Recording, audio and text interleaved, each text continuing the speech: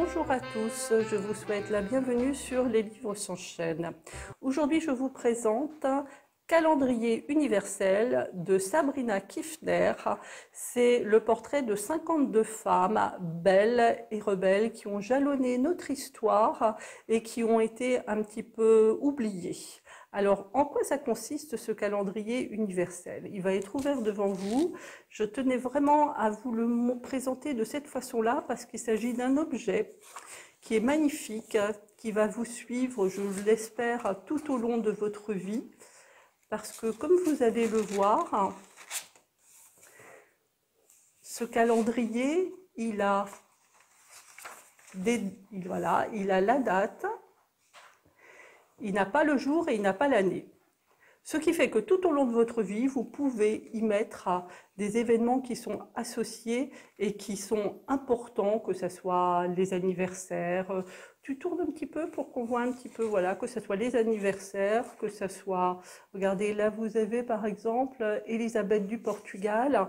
Donc les dates commémoratives, tout ce qui vous importe dans votre vie, vous le notez sur ce calendrier et en même temps, vous avez la possibilité de lire tous les portraits de femmes qui sont associés à une date bien précise. Là, nous avons Delphine de Girardin et son histoire est notée derrière. Voilà, Delphine de Girardin, je ne vais pas vous la lire, mais je vais vous en lire une.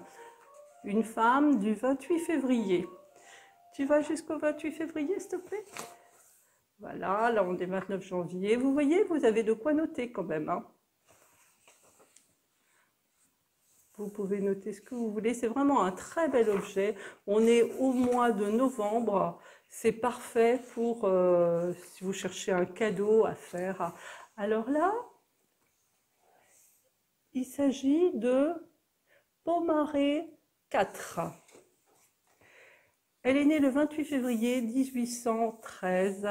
C'est la dernière reine de Tahiti.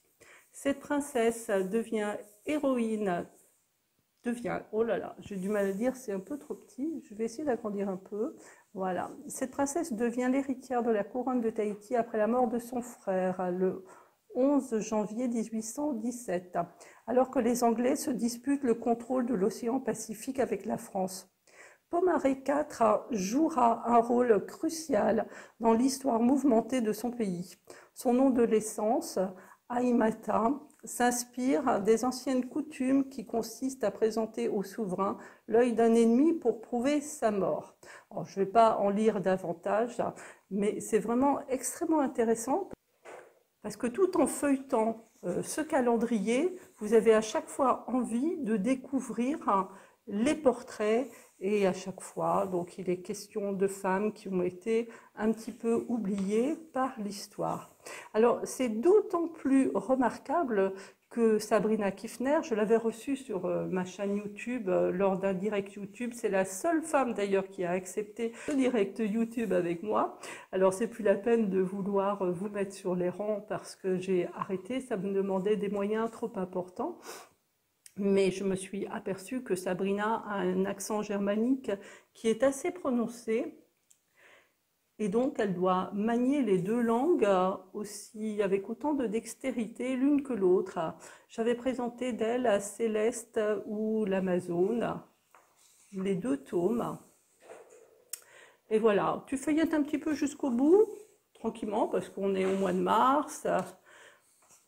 Au niveau épaisseur, il y a combien de pages ? Il y en a, vous avez en plus, vous avez un reliquaire à la fin. On est à la page 175 quand même. Hein. Voilà, un très bel objet à découvrir, à offrir ou à s'approprier. Je vous souhaite à tous une belle découverte. Là, c'était Sophie Scholl, je ne sais pas qui c'est. C'est la rose blanche. Elle est née en Allemagne. Voilà. Sa famille s'installe à Ulm. Elle est engagée dans la jeunesse hitlérienne. Oula, attention. Donc là, ça sera à découvrir. Bon, je vais vous laisser tranquillement vous approprier l'objet, l'acheter, l'offrir le garder pour vous, faire ce que vous voulez, mais moi je suis très heureuse d'être en sa possession. Je vous souhaite à tous des belles découvertes et je vous remercie d'être passé sur les livres sur chaîne. À bientôt.